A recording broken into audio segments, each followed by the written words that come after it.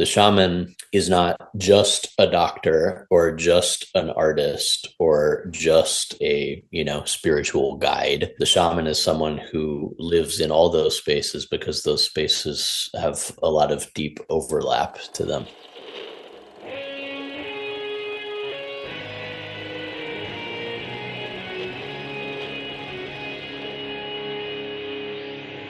Bienvenidos a Volver al Futuro Podcast, donde platicamos con las mentes que nos impulsan a crear el nuevo paradigma de salud y bienestar, conducido por Víctor Sadia.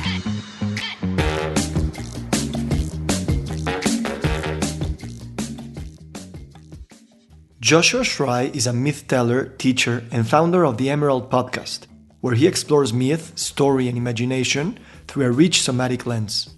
With over 20 years of experience in mythology, cosmology, and embodied practice, his work bridges ancient wisdom and modern inquiry. In this episode, I sit down with Josh to explore the profound role of ritual in reconnecting us to ourselves, each other, and the cosmos.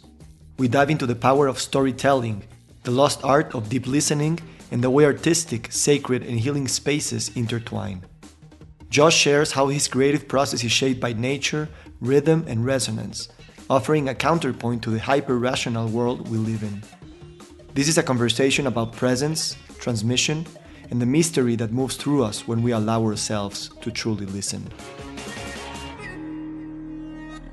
Good morning, good afternoon, good evening. Today we have Joshua Schrei. Josh, thank you so much for being here. Oh, it's my pleasure. So I was reviewing my notes. I have 2 or 3 pages of notes for this interview, and they now seem a bit stale. They are full of big words, deep thoughts, but they feel a bit too much mental and rational. So I want to begin this conversation inviting a bit more of our body and allowing the body to guide us through this conversation. So maybe just slowing down a bit and breathing in, and breathing out, and welcoming you to this mystery of a conversation, and we'll see what unfolds. Thank you. Yeah, thank you. So to begin and to allow the body to guide us through here, the first thing that pops is you talk a lot about ritual and the power of ritual. And you have been doing these podcasts, the Emerald podcast, for a while now. And I am sure you approach it as a ritual with the sacredness of what a ritual means. How is it for you to approach this project you have really grown as if it's a ritual that renovates each new episode? Yeah, well, first, I think that understanding why human beings do ritual is important. And the word ritual is used to mean a lot of different things, from, really profound and deep ecstatic ritual to the ritual of brushing one's teeth in the morning and this kind of thing. And, these 2 things are related, but they're 2 separate things. And it's important to recognize that. There's a sense these days of, the ritual of the everyday and finding sacredness in the rituals of the everyday. And that's wonderful. But human beings have also recognized over the centuries and over the millennia that we need something more than that. And we need enactments of our great connection to the cosmos, basically. We need to enact, and through enacting, reconnect. It's the state of human beings that we often feel disconnected, discombobulated, separated, not in a seamless continuum, not in a harmonic resonance with each other, within ourselves, to our ecology, with the world around us. So we need rituals in order to come back into connection, to come back into resonance. And this is, human beings. If you study anthropology, you know that human cultures everywhere practice ritual. There's no human culture that does not have ritual. They have never found a human tradition, that is not full of ritual. Well, I tend to think that if people everywhere for all time have been doing it, there's a very deep and good reason why we've been doing it. And that reason fundamentally is reconnection and the establishment of resonance with one another and resonance within ourselves and resonance to the ecology. So I'm a big proponent of rediscovering ritual and rediscovering the sacred act. And within that, the podcast process for me is something I do regularly, and it's something that I try to infuse with sacredness And I try to treat it as a process that's aligned with the lunar cycles. And I have a process of going out into nature and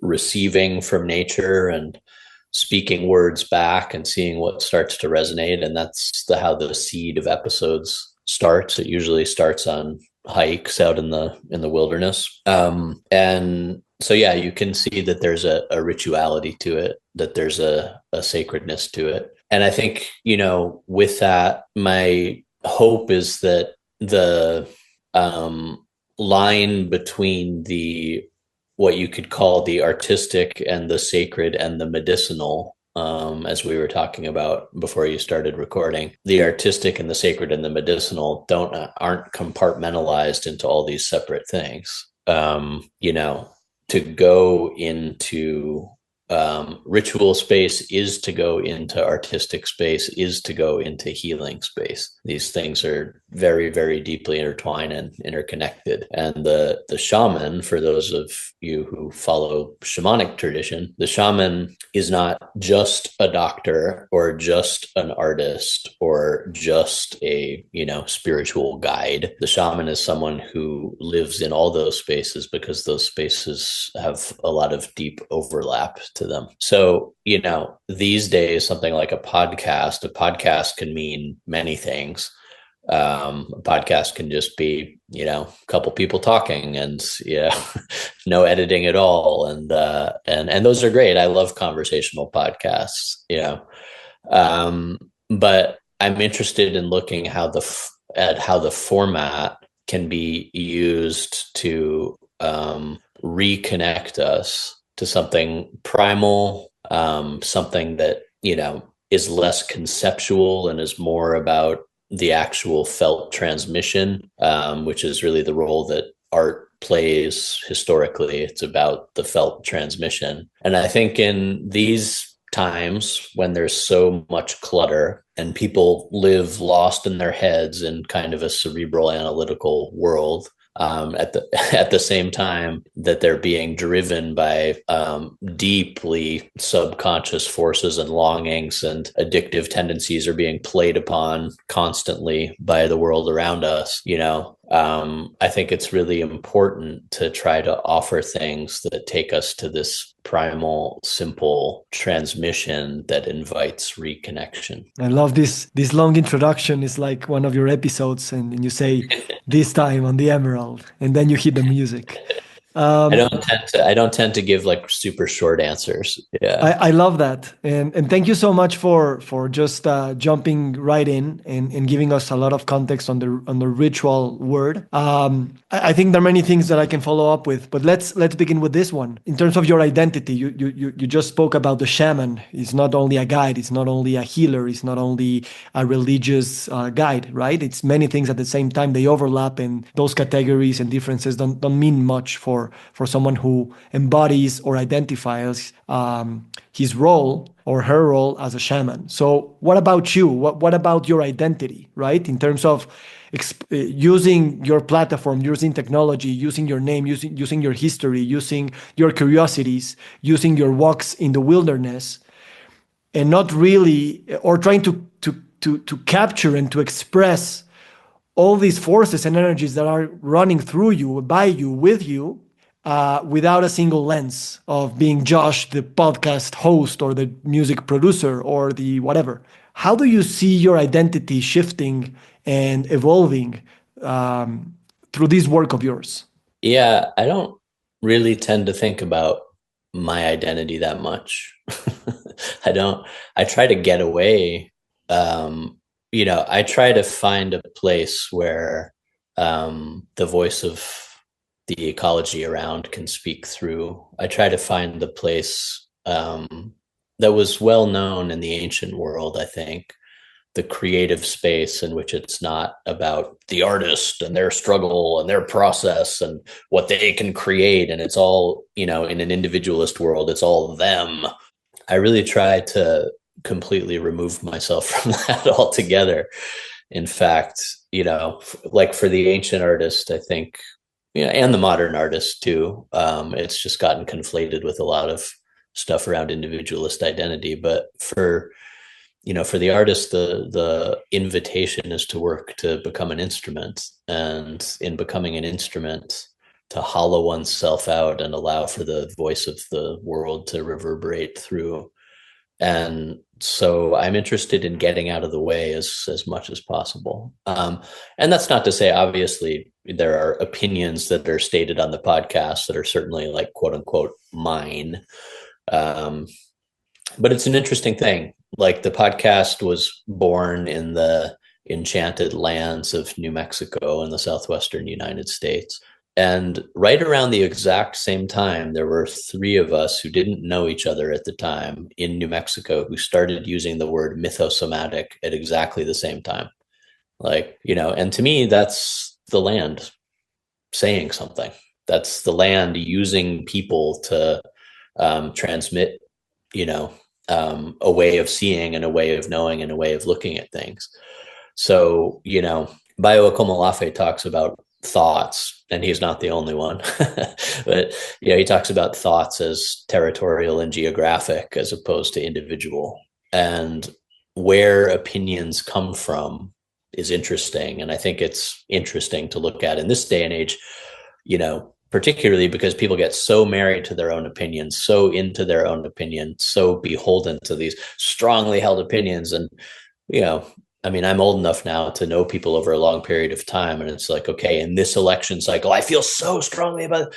Like, well, 4 years ago, you were saying something different. And like, what changed and where did that opinion come from? And, if we understood a little bit more the flows of, the weather patterns of animacy and emotion, and how, disruptions and agitations in ecology and geography move through us. And I think we'd be a little less married to our opinion, quote unquote, and a little more interested in learning what it means to be an instrument in service of the larger voice of the world. And, I don't want to speak about it grandiosely. For me, I'm simply someone who has loved spiritual study and mythology and deep exploration of land for many, many, many, many years. And I finally realized that I needed to share that. And when I saw a world in which myth and story had become so conceptual and so analytical and were detached from their living, breathing body,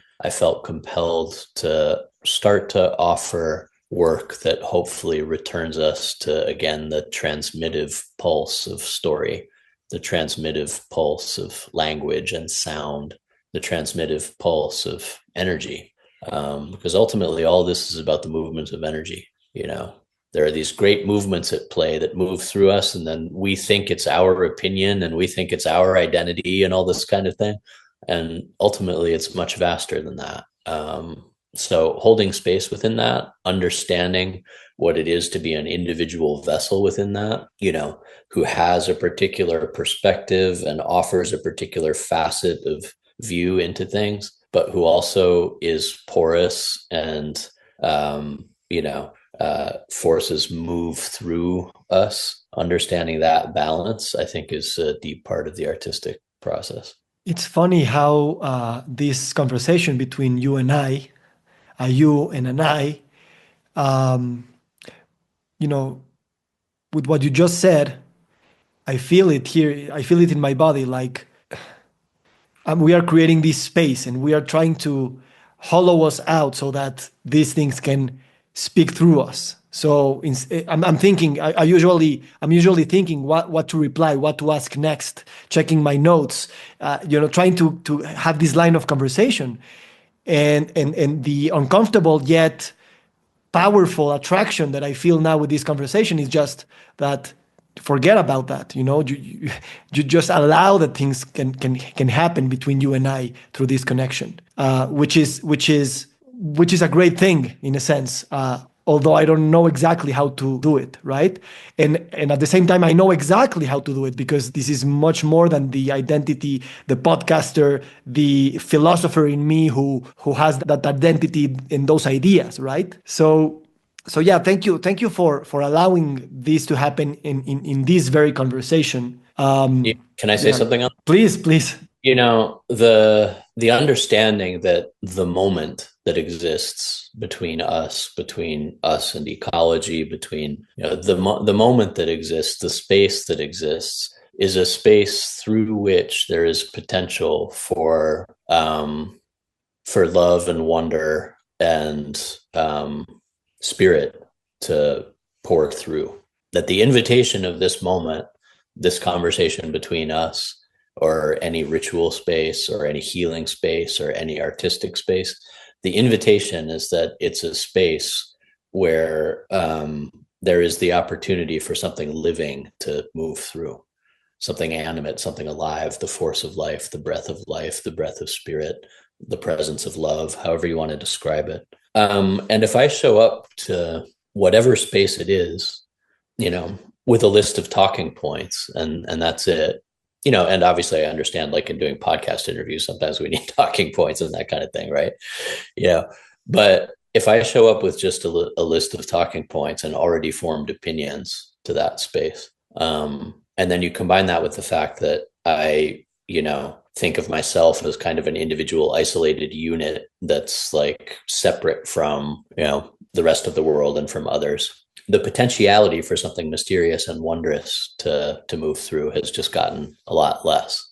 Think about it, like I want a beloved relationship with nature and with the cosmos and with my fellow human beings, and I don't show up like, if you're like in the beginning stages of a love relationship, and you're trying to see if there's that chemistry, that spark with that other person, say, you don't show up to dinner with a list of talking points. You don't show up to, like, you don't start talking about like the analytical and rational reasons why, love is a powerful force. You do what you can to help like cultivate and foster a space where that spark can live. That's what we're called to do everywhere these days, to find the immediacy.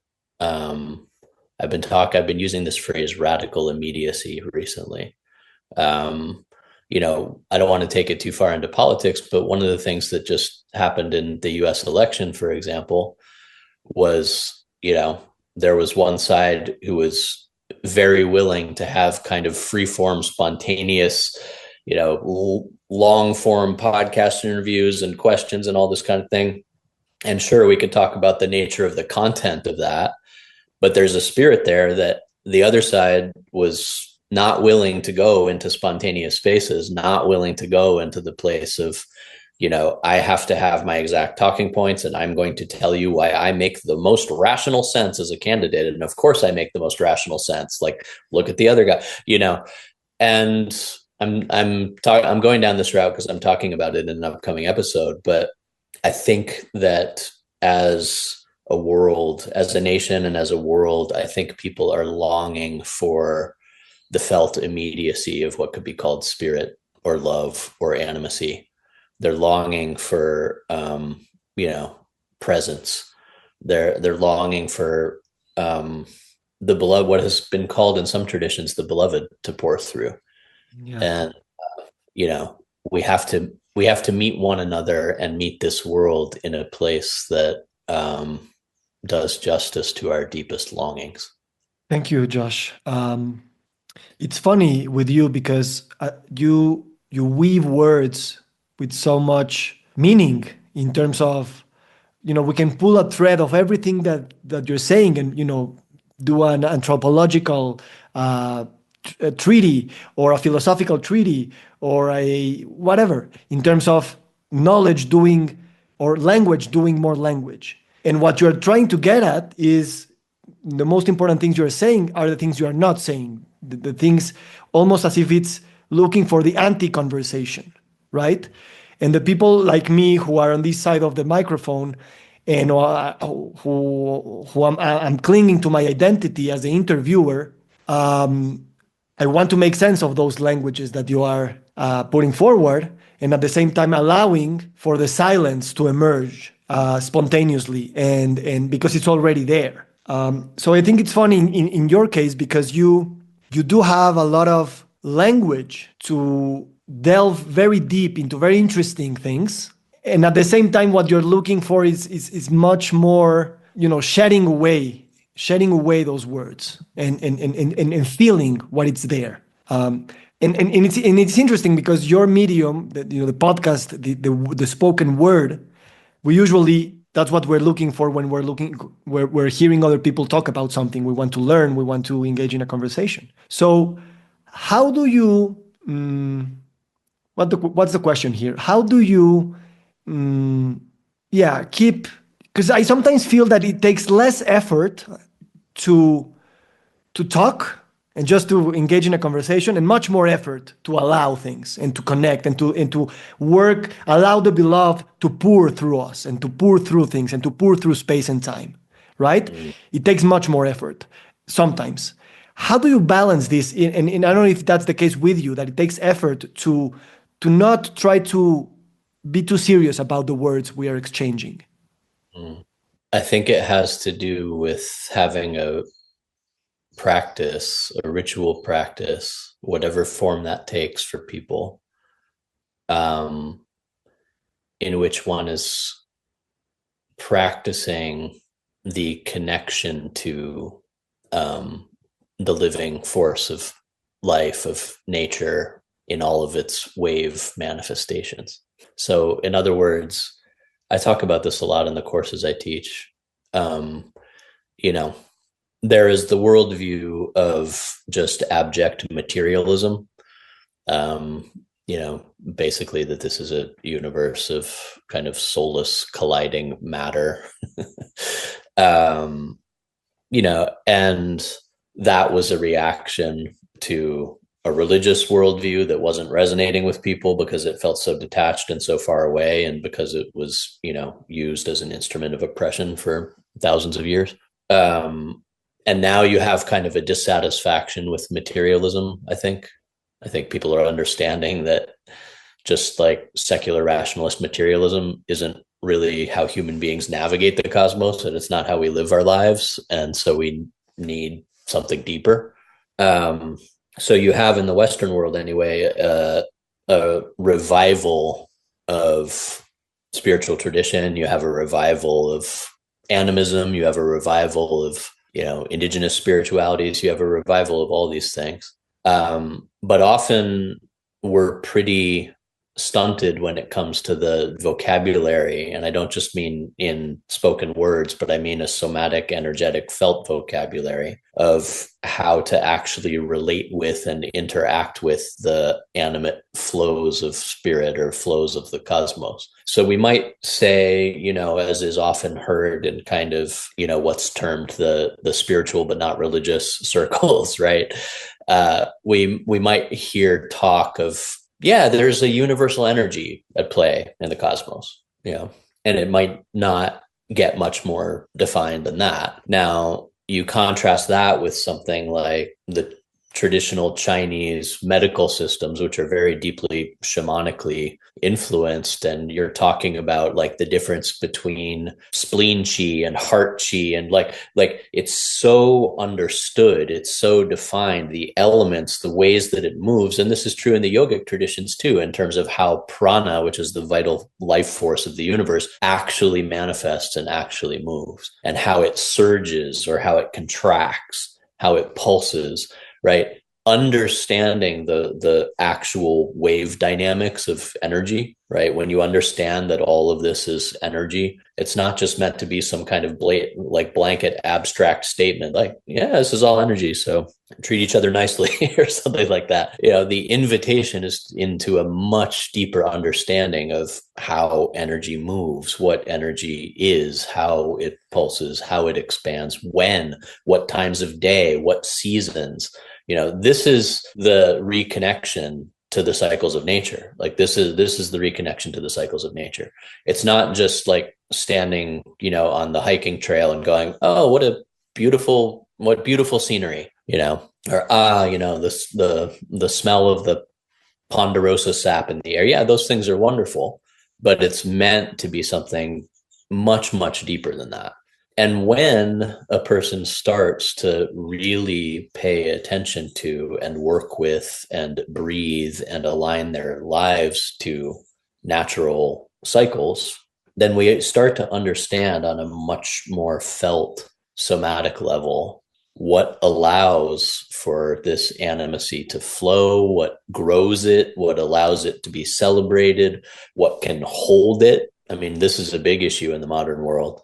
People are invoking a lot of energy, and there's floods of energy from all these, things that people are spiritual, experimentations that are going on, and lots of psychedelic use and all this kind of thing. But the question, with the flow of energy has always been, can you actually hold it? Just like water, it's the same dynamics as water, so what I'm talking about, I guess, and I have episodes about this, is a thorough practiced reconnection with the cycles of nature, and through that an understanding of how energy actually works and moves and pulses and flows, if that makes sense. Yeah. And go ahead. No, it makes sense, and probably this is an intimate question, but what could you share with me in terms of this regular somatic practice that you embody, you breathe into and with on a daily basis? I know you're a busy person. I know you have a lot of students and you have a lot of things and movements. How to stay with that somatic consciousness, feeling these energies while complying also with your to-do list and your calendar and all these things, and being this magician who controls a few things here and there, but ultimately just allows for those movements of whatever you call it to move and to be present to that huge force, right? Being this individual and being this eternal part of the cosmos that we are. Yeah, I mean, I've had some really good teachers along the way, and it's interesting because I'm doing an episode now on that's going to get into some of the devotional traditions from India, and the understanding that in complicated times, the practices actually need to be simpler. And this is something that I talk about in the courses that I teach a lot. There's a lot of people are enamored. They tend to be enamored in the modern world with complicated practices because that's where the juice is, and it's secret, and it's, and you see this in Tantra all the time. In the modern West's attempts to reclaim Tantra, which often have very little to do with what Tantra actually is. And, in the West, you have people who are diving into the deep end of the pool without knowing the basics of how to swim. And the basics of how to swim are really simple. And they've been really simple for forever, because you're talking about, again, the very simple movements and cycles of nature. So to have a simple daily practice, I interviewed a wonderful Native American author in a podcast episode named Jose Barrero, and he took us through just a really simple gratitude practice, like a daily gratitude practice.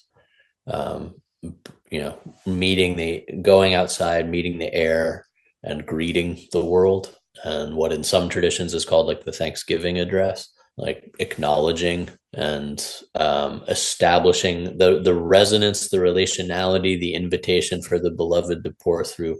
All of that comes through simple acknowledgement. Right now that I can see there's a little bird hopping on the fence right out there, right? That bird is a portal, a gateway to the beloved. That flowering tree behind the bird is a portal to the gateway to the beloved, as long as it's acknowledged. I don't get into the business too often of prescribing practice or anything, because I'm a practitioner myself, and I'm just, working in the traditions that I've understood. But, the most fundamental practice I see is a simple practice of connecting with and acknowledging and offering back, and it's amazing what pours through that, the simple practice of acknowledging, expressing interconnectedness, and doing it verbally out loud, because we live in a resonant universe, and thinking thinking I'm offering gratitude to that bird is very different than saying it. It's very, very different. And you mentioned magicians. Any good magician knows this. Like we live in a Abracadabra. abracadabra. We live in a universe of harmonic resonance and vibration, and incantation and invocation happens through the medium of sound. It happens through the medium of vibration. To have a daily practice of, connecting with the sun as it's rising, connecting with the phases of the moon. The birds just started chirping in the back. Yeah, connecting with the birds, hopping along the fence, connecting with the various forms of vegetal life and the watershed that one is in. Simple recognition and gratitude and acknowledgement. It all flows from there. And then there's all kinds of and I've been through phases in my life where I was doing intense ritual practice over long periods of time. And, now I'm in a phase of my life where a lot of my attention, especially in the morning, is dedicated to getting my kids out the door to school. And like my time for those multi-hour deep ritual engagements are less, but I have a ritual calendar. I have rituals that I do regularly. But the heart of it is, if we can, there's like a daily individual practice and then hopefully some type of larger communal ritual practice that people can find to do.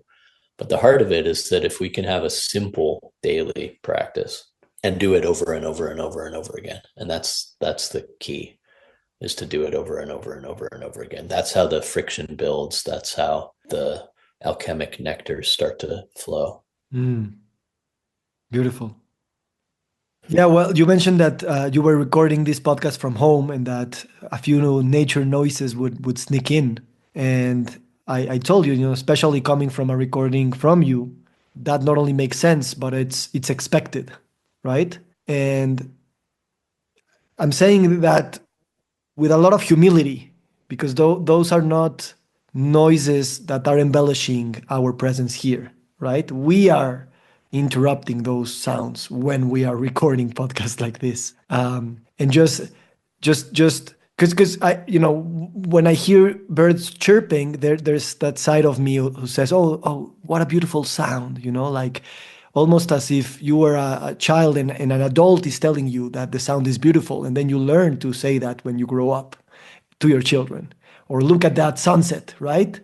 Your parents tell you about, look at that a river or mountain, and then you grow up and you say the same things to your children. And sometimes it is my case now that I have also three small daughters, that I repeat those words, but I'm not fully present with the things that I'm saying to them, to see that sunset. And I know that I'm robbing them of the experience. Probably they will ignore the sun going down, but probably that's much more somatic and true than artificially telling them to slow down and watch that sunset that might be sublime, right? While at the same time, because we are surrounded with too much noise and distraction and speed, we do have to artificially stop and say, okay, let's allow for a moment to hear that bird and see what happens. Not to comment on it, but just allow it to happen. As you just said, you didn't describe the sound. You just said the sound just came in. And I think that was a powerful invitation just to be present and not make a judgment if that's a good thing or a bad thing. Yeah. One of the things that I'm noticing in the dance of parenthood is that, like I've never thought of myself as like a boundary imposer and all this kind of thing. And I'm seeing sometimes myself through my kids' eyes and like, oh, they're going to see me as this kind of,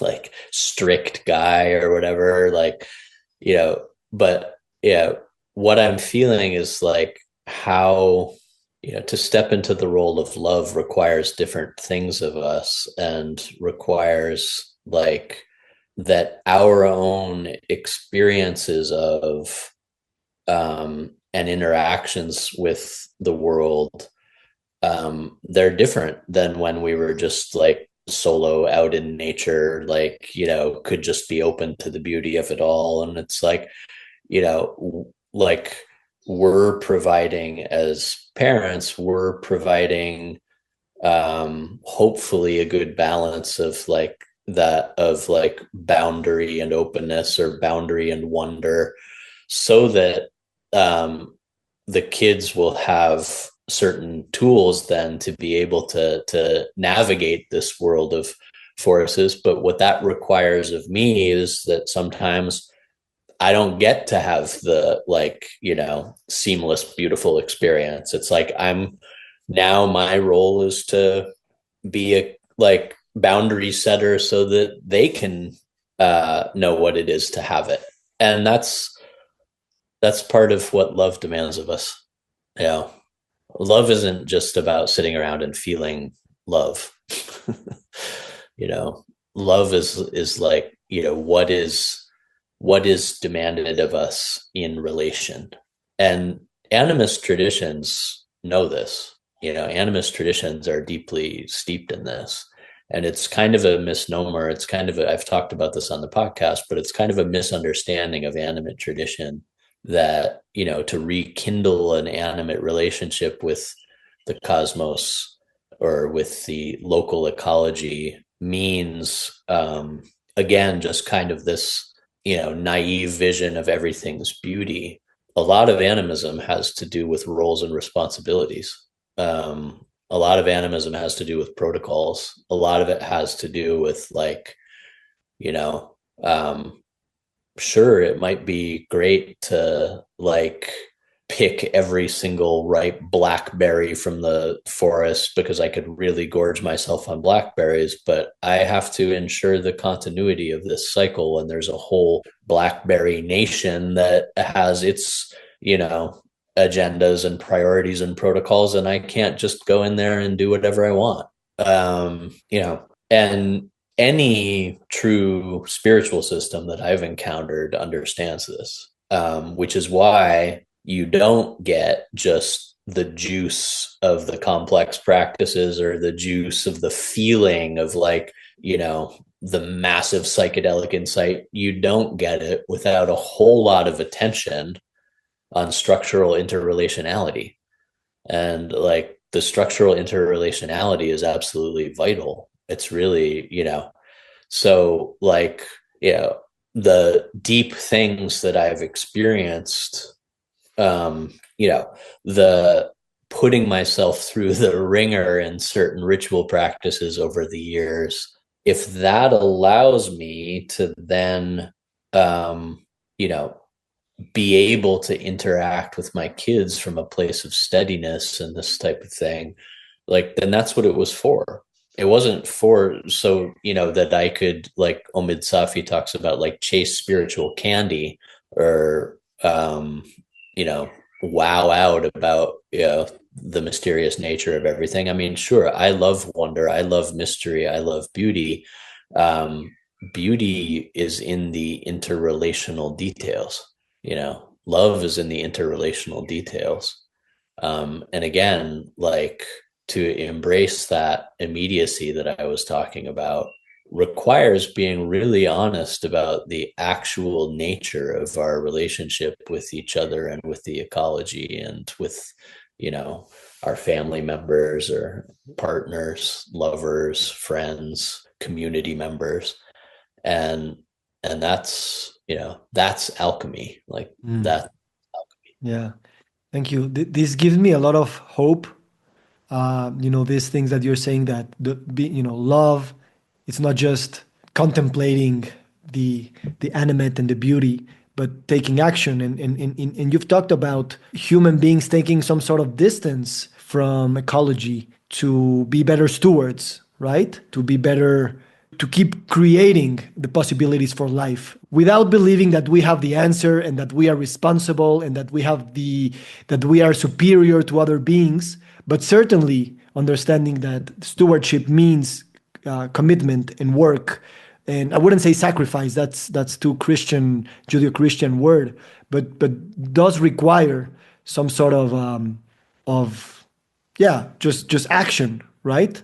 At the same time, it worries me that many people with very good intentions can feel that they've been called to help in healing the planet, the body, the society.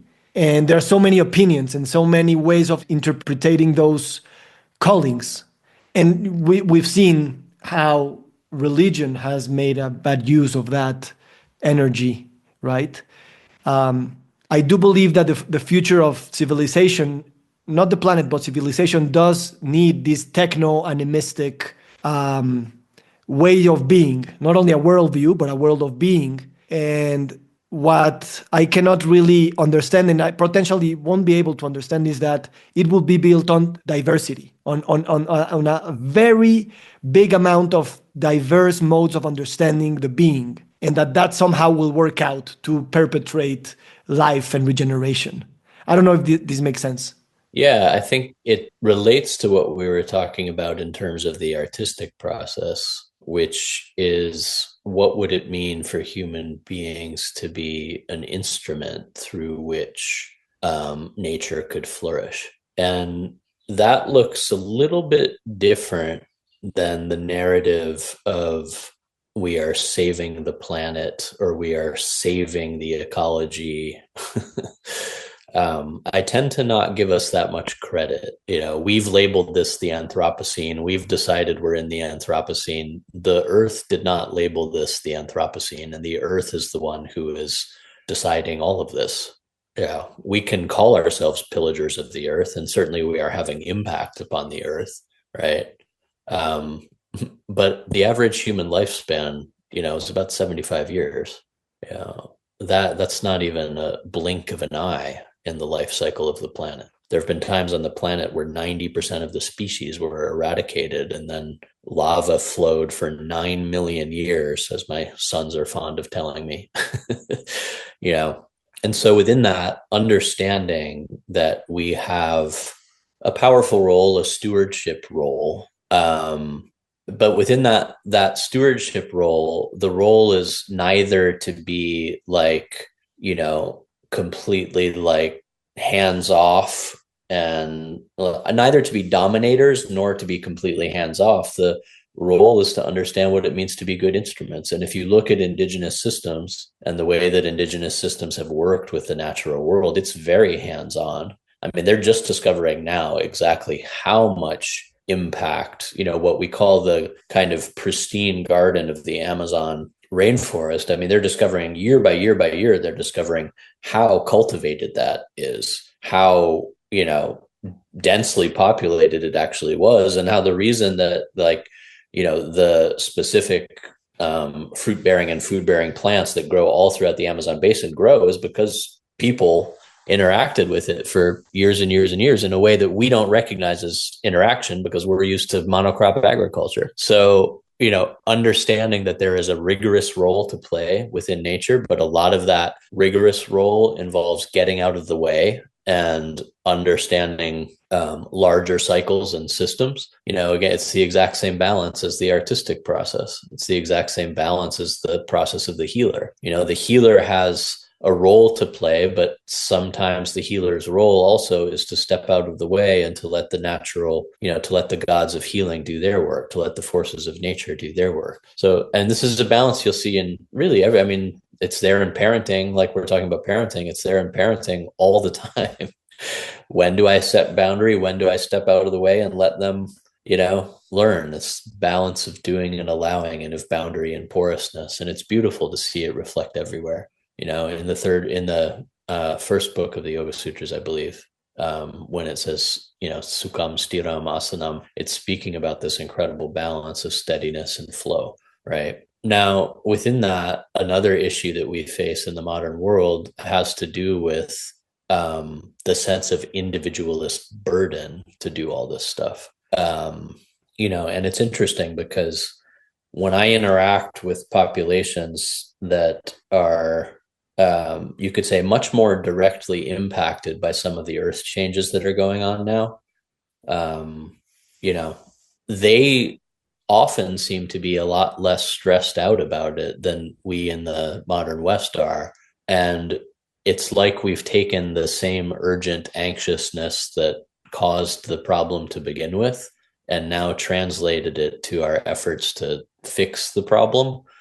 And I think that that puts too much emphasis and burden on us as individuals.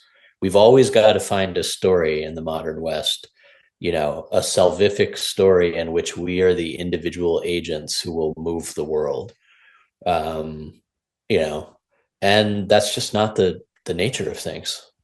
We Yeah. don't always have that much say in how things transpire.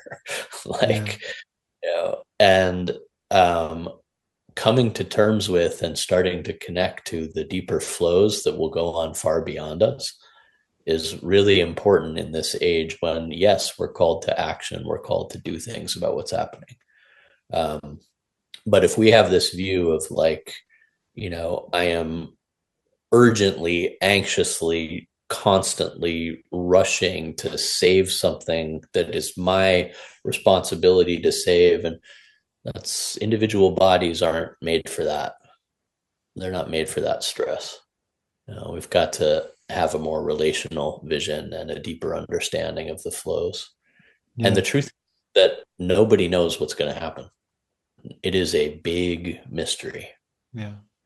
Yeah. I'm thinking about the hero's journey and how individualistic is that narrative, and how we need a multi-species reading of the hero's journey that we've been seeing in different cultures. A multi-species, non-individualistic, sympoietic, mythopoietic way of existing, so that the hero is not really an entity, right? And it doesn't fight against other entities, but it can really change a lot of the way we do, we graph the shape of stories.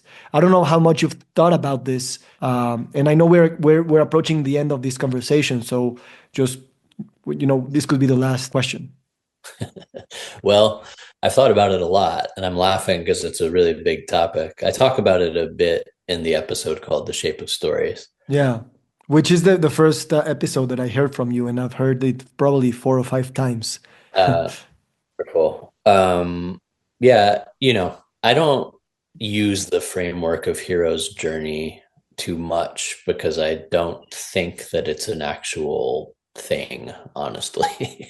I honestly don't think that. I think that what Joseph Campbell was trying to synthesize within that, there are elements of deep truth. But if you look at the actual myths that have kind of formed the foundation of those stories, they're a pretty broad spectrum of myths that have a lot of other dynamics going on within them too. So I tend to avoid using that as a categorical term because now also there's been a big reaction kind of against the hero's journey myths.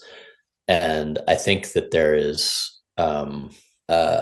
overly reductionist thinking on all sides of that. And one of the reasons is that people forget the context in which myth was traditionally transmitted and told. So the story of an individual that goes on a journey, and in that journey, there's an arc of, disconnect and reconnect and redemption and reconciliation.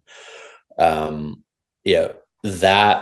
in the modern Western analytical context can be used to kind of reinforce the individualist view that we're talking about. But then when you understand that a lot of those myths and stories were told in communal contexts and in the midst of rapturous rituals and were designed to funnel the individual consciousness in that communal setting along a particular journey, then it changes the picture dramatically. So I would say that, and the ancients were very aware of the mystical subtext in the somatic subtext in the myths that they were telling. So I would say that there's less of a problem with the myths themselves and more of a problem with how we're interpreting them, either valorizing them as, the quintessential individualist human story, or blowing them open as like, everything that's wrong with with ancient myth. I think we miss the boat on that. And there are deep, the Epic of Gilgamesh, for example, is often held up as one of those hero's journeys myths. The Epic of Gilgamesh is deeply critical of its own main Yeah. character.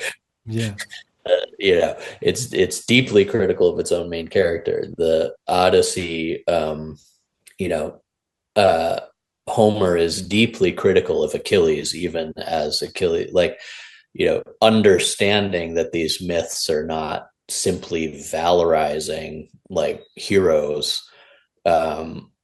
Gilgamesh is in a state of roving, seeking imbalance and is trying to find the nectar of immortality in his very human state. And it's no accident that he's half person, half deity, because there's that deep internal struggle going on within him. And within that, there's tremendous value in those stories. So I'm not going to go so far as to say as like a particular structural type of myth should be like completely rethought. I think we need to re-racinate, as Sophie Strand says, our understanding of how these myths were practiced and understood in their original context. Yeah.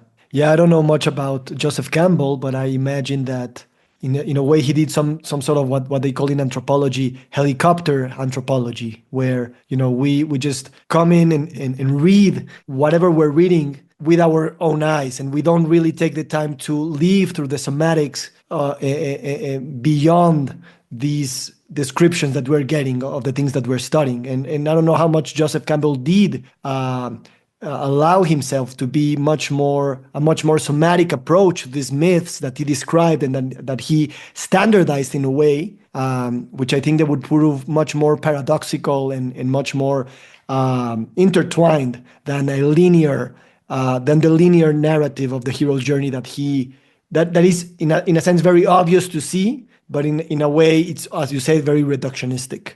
So yeah. I mean, I have a great love for Joseph Campbell, and it's interesting to see the waves of discourse that, he came along and universalized myth, and then now we're in this phase where people, our universalism is not very well liked these days. So there has to be a big pendulum swing reaction, and it's like, oh, Joseph Campbell. And I think we need to take a more full spectrum, broad ecological view and be able to hold simultaneously, the things that maybe invite us to go a little deeper and take a different view, and the tremendous beauties and wonders that pour through people like him. And human beings are intricate, and human beings are multifaceted. And we live in a time in which, the things that people say are eternalized through the written word, and then you can respond to that like frozen moment in time with your own frozen moment in time. And this isn't actual living discourse. This isn't actually the living understanding of how systems work and systems move. So a story, say the story of Gilgamesh again, can contain at once the discomforts of the society and civilization that it came out of. It can contain the discomforts of early, like what you could call like patriarchal Near Eastern society. It can contain the discomforts of, the tendencies within that vision of the like journeying male hero. It can contain those discomforts, and it can contain deep beauties, and it can contain resonances, and it can contain mystic portals, and it can contain all these things at once. And that's the beauty of story. And, these days people are trying to analyze story, rationalize story, often rewrite story these days, which I understand.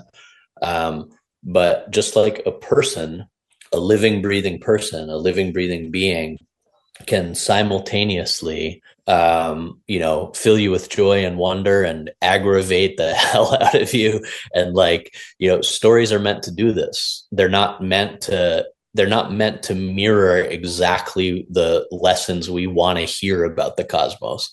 If story were reduced to that, it wouldn't be doing its work, right? They're meant to provoke. I'm going to do a whole episode on some deeply uncomfortable stories, and get into this, like the it's tentatively called the discomfort of the saints, because it's going to go into, stories that rub up against us and offer the understanding that that rubbing up against is like a vital part of the story. So, let's be willing to, if we say on paper that we want this kind of full spectrum discourse that mirrors the spectrum of nature and mirrors the intricacy and complexity of the forest, then let's be willing to, as Bayo Komolafe says, sit in the trouble. Beautiful, beautiful. Thank you so much, Josh. I don't know if you've read Donna Haraway's Staying with the Trouble, the Cthulhu Scene book. Have you read it? I have heard of it, but I haven't read it. Yeah, you like it, and it's also about staying in the trouble and weaving multi-species stories to exit the Anthropocene and to enter what she calls the Cthulhu Scene, which is a much more animalistic, symbiotic existence. I'll send you the link. Thank you so much for this conversation, for allowing a conversation to happen, but also for allowing this silence to be heard. And I'm deeply grateful, and I honor your work. And I thank you so much for this space, for this time, and this energy that you have channeled through these words and silences. Thanks for having me. It's a great discussion and great to be here. Thank you, Josh. You have a great day, my friend. You too. Bye.